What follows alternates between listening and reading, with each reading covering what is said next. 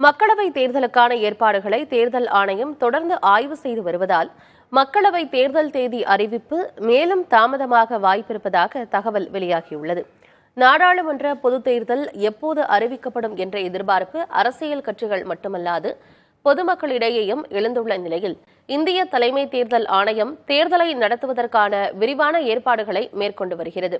நாட்டில் உள்ள அனைத்து மாநிலங்கள் மற்றும் யூனியன் பிரதேசங்களுக்கு தேர்தல் ஆணையர்கள் நேரில் சென்று ஆய்வுக் கூட்டங்கள் நடத்தி வருகின்றனர்.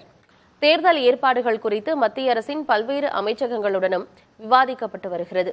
தலைமை தேர்தல் ஆணையர் தலைமையிலான குழுவினர் வரும் 12 மற்றும் 13ஆம் தேதி ஜம்மு காஷ்மீரில் ஆய்வுக் கூட்டத்தை நடத்த உள்ளனர். இந்த ஆலோசனைக்கு பிறகு அவர்கள் டெல்லி திரும்பிய பின்னரே தேர்தல் தேதி முடிவு செய்யப்படும் என தெரிகிறது.